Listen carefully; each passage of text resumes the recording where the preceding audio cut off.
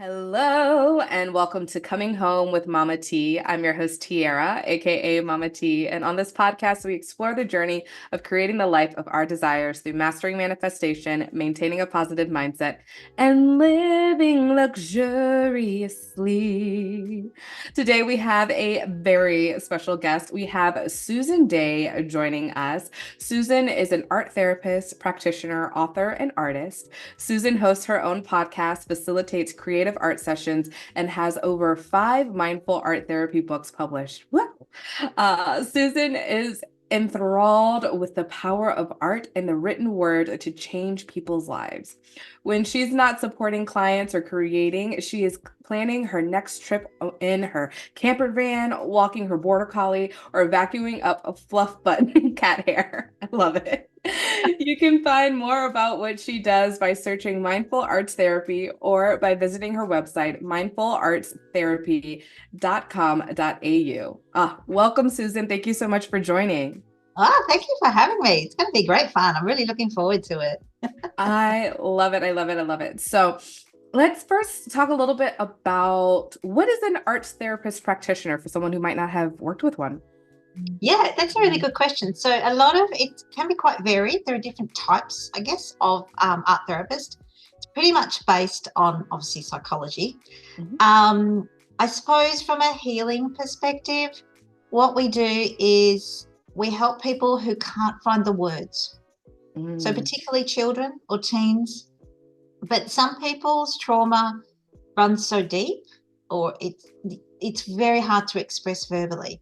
So it's an alternative to talk therapy. It's usually worked alongside your normal counseling, you with your psychotherapist as well. And what it's sort of based on the fact that everything we experience negatively can be locked away in and we need to release it or we're going to get quite sick. So I believe that a lot of physical ailments, probably all physical ailments, are based on an emotional trap. These things that we have trapped inside us, and we can inherit them. So we experience them from babies. And art therapy kind of creates a path for that expression. So I can sit down with clients and I can say to them, I don't want you to talk to me. No, it's not that I don't want them to talk to me because that's rude. But that's sort of rude. But I want you to think about how you're feeling and pick up a color, and that will tell me a lot about what's really going on deep down inside. And it's also about what they draw, the marks, because you don't have to be an artist to be an art therapist. An art therapy client. You can, if you can hold a pen and you can breathe, I reckon you're in. This is it. You can do it. So yeah, it's really interesting because like you might say to somebody. I often use this example. Tell me about your boss. Tell me about what's going on at work. If work's your issue, you don't need to tell me perhaps, but let's pick up a color and let's work with something. Just start making some marks on the paper. And if they go for red jagged lines, that's really it indicates that they're really angry and they're really frustrated. Mm. As opposed to blue or green circles, where it's more contemplative thinking. I'm trying to work this out. So it just reflects the different emotions. And what it can also do is about help us explore emotions, but it also help us identify them and then regulate them. So that's one of the things I've been working on with preteens, is teaching them to become self-aware and regulate their emotions and take control, I guess, of how they're feeling. Yeah, that's a long answer. Sorry. Oh, no, sorry. That's beautiful. I guess the question that's coming up for me now is, so as we learn about mindfulness or how what the indicators could be, how do we modulate that, or how do we work on our emotions without necessarily bypassing? Like, for example, going with the jagged lines. If you're like, okay, well, I know that jagged lines mean that I'm angry, I'm just going to draw circles to try to like, To cover it up. Yeah. cover it up. Right, right. I'm not angry at all. And you can usually tell, like it's interesting because I read an article that said it can take 2 years for someone to build up a really strong rapport during talk therapy. Mm-hmm. Okay, so you may not trust, and which is completely understandable. Trust is stranger. Who is perfectly qualified, but Right. but art therapy actually bypasses that, because it's not about you and I having a discussion and you telling me all your problems and all the things that are causing you pain. We just look at the piece of paper. And so I think it's really important just to sit with how you're feeling, and that sort of sense of mindfulness, and just saying, I'm really annoyed today, or I'm feeling sad, and it's okay. Mm-hmm. It's okay. It's okay to feel angry. It's not okay to break something or hurt somebody. But it's okay. It's okay to feel angry. Sometimes when I'm like stressed and my head's got 500 things happening at once, I'm like, oh, just going to take the dog for a walk. It's, he thinks, oh, great, another walk. Right. And then, come on, we're going for a walk. And we walk really fast. It's just this release. And so, yeah, it's really just about identifying that and saying, okay, I feel really happy at the moment, and that's really cool. But I also know that there's going to be sad times, and that's cool too, because it's about me healing. It's about me, finding some sort of emotional balance. Yeah. I love that. So, in leaning towards art for therapy, are there some ways that we can maybe like today just like pick up a pen and paper to help with, modulating how we feel? Oh, absolutely. So I work with a New Zealand parenting magazine, Hmm. and I don't know if you've got children, but I've had them, and my children have had children, and which is very nice. But you're really busy, aren't you? Like you've got a baby here and maybe a toddler down here, and I don't know what's happening. And so I say to people, like, leave out some markers, or coloured markers, preferably, and maybe a notepad or just some scraps of paper. But if worse comes to worse, pick up a pen and scribble on the back of an old envelope, or a bit of advertising material, or junk mail, we call it here, and just think about what's bothering you. And it might be the fact that you forgot to put the bin out, and that's like super annoying because you're rubbish. It's pickup day and the bins are everyone else's bin's been emptied and mine's still, or it might be something really important. It doesn't matter. And you Hmm. sit there and you start, like a little pen, and you just start making marks on the paper. And what will happen is you'll go from perhaps something as incidental, or not really life changing, isn't it? Because you've got to put the bin out, but you can, you'll probably work through a bit deeper stuff. And it's just drawing circles is a really calming activity to do. It can really just ground you, and you can draw circles, big ones, little ones. You can squash them all in together. You can do stuff. It doesn't matter. And you can do that, like I said, you can do it on the corner of a newspaper or something. It's that simple in some respects. Yeah. I love that. Like it feels like as I'm like imagining if I were to have a pen and paper and just doing the circles, like I'm transferring that energy into the paper, and then it's no longer like weighing me down. Absolutely, yeah, it's exactly. And art therapy is based on lots and lots of information and research and science and facts, but it's that simple. Mhm. Sometimes it can just be that simple. Yeah.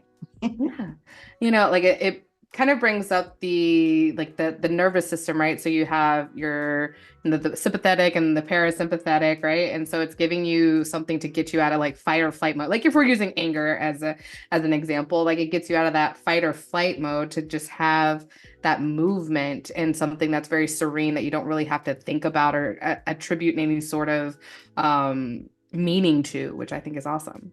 Yeah, yeah, absolutely. Yeah, exactly right. Yeah, you can just scribble it out. It's beautiful. So how did you get into art therapy?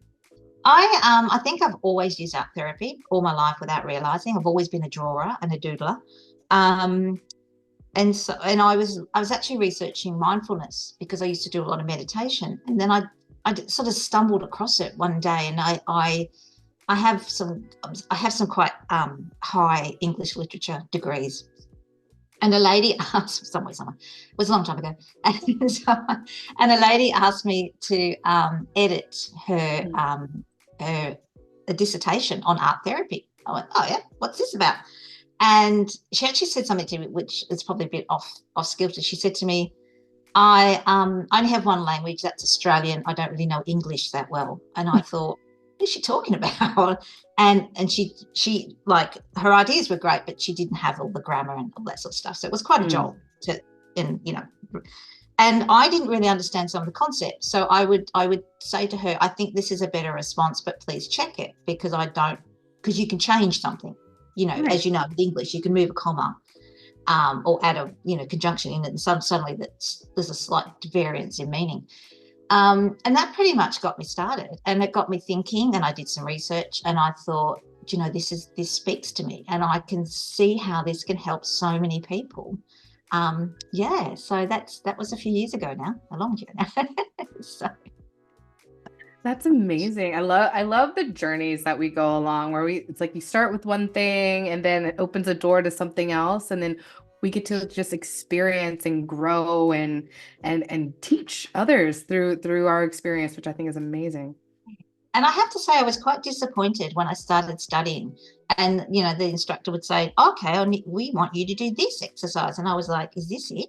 I just got to tear these bits, like, is this all? Like, because art therapy, as I've learned, is not about the end. It's not about creating a picture you might hang on your wall. Hmm. It's about everything you pour into it. So my art therapy journal, particularly the one I did while I was studying, kind of looks like a 5-year-old's done it. There's bits of paper stuck here and there. um, but it was, yeah, like I said before, it's really powerful. It's really, really interesting. Yeah. Wonderful. So obviously it's very interesting because there's four, what you said, 5 books. Is that all around art therapy? There's 6 books now, and number 7's coming. It's just, I've got I think I've got an addiction issue with writing. The first 5 are art therapy activity books. And one of the reasons I created those is because, not many people quite understand what it's about. Mhm. They may not want to sign up to see a therapist. They might not have the money. So they're ebooks as well as print books. I think they're less than $20 in the US because of the currency exchange. Mhm. And each one looks at a different aspect that you might want to bring into your life as part of your healing journey.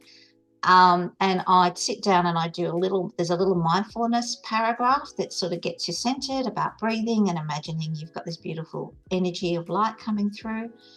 And then after the activity, there's like a page of reflection where you write down what you've experienced or what you felt as you were going, because we'll often start something feeling, yeah, I've got this all under control, or I know what I'm doing, and you end it going, oh, I've forgotten about that, or or that kind of made me a bit angry. Why did I get angry? So, so I'm just tearing bits of paper up, and in the end, just go.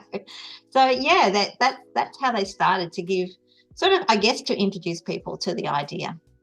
And I've got loads of other art therapy books, and I find, I suppose because I have a teaching background as well, I tended to create them like, this is what you need, these are the steps you need to follow.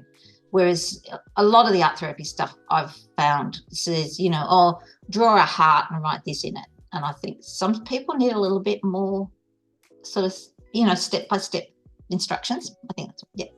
Yeah.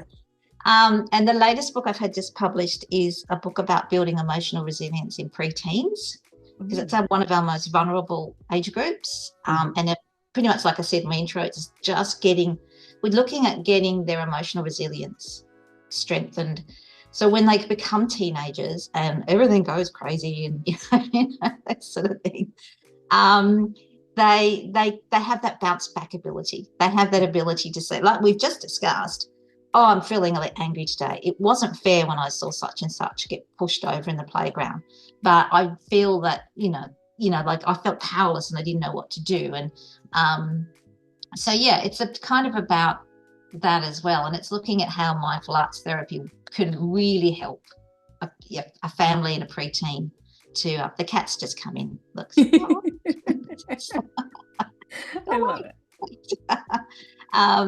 Yeah, so that's the 5th book. And the book I'm working on at the moment is centered around how mindfulness and art therapy can really support women. So I'm Mm, actually really excited about that book too. So, that's wonderful work. I love that. thank What you. is some of like the favorite things that you like to maybe draw or doodle? I like moving paint across what we call, the surface or the medium. Or in the art therapy, in the art world, it's called a support, so canvas or paper. And I particularly like watercolors. And I kind of just, at the moment, I'm at this stage where I just like making a mess, if you like, and just people look at it and go, oh.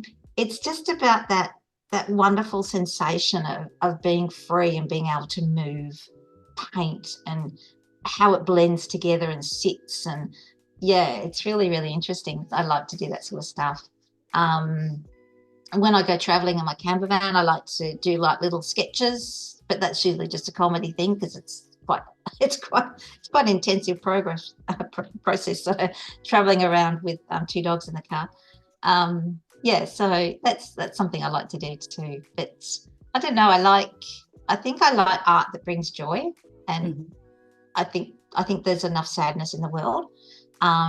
So for me, I find it's very therapeutic and very calming to mix the paints and work through and kind of make that mess, and just enjoy that process too.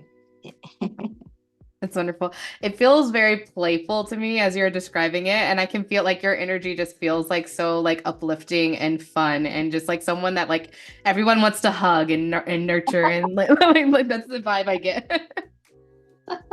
Thank you.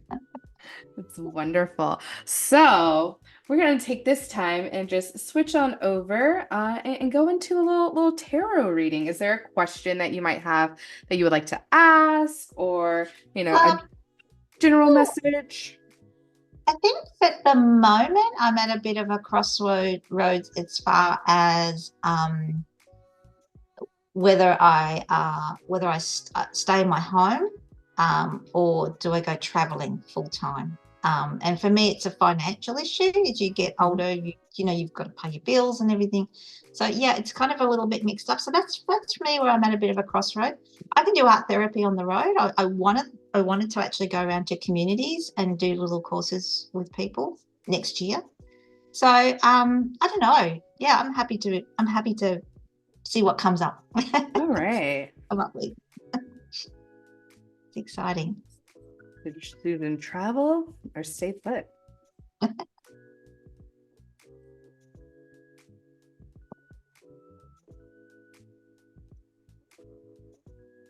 Ooh. We Ooh. have the high priestess that showed up, Oh, which I love. I And this love her. She's and beautiful. this is from the Light Seers Tarot deck. So it's such a I love the artwork on this deck. Yeah. And I don't like the image that I'm getting is it feels very gypsy to me. So in that, I feel like that is your sign for like travel, like get out there, connect Getting with out other there. people, share your gifts with, the world as you're doing, like you were talking about going to different Yeah. communities. And I feel like in that same vein, there will be you'll never know like what opportunities are going to show up for you if you just stay in the same place, right? So if you get Yeah. out there and you do these things, you never know, you might meet someone where you'll have your housing situation figured out. And maybe you only go to like three places, but there's something that gets you to stay somewhere else. So it's really exciting. So go and explore and see what Oh, shows up. I love that. That's beautiful. Thank you. You're welcome. I love it. You got to tell me all your stories. Yeah. We'll do like one in a year from now, another podcast episode, and you just tell us what goes on.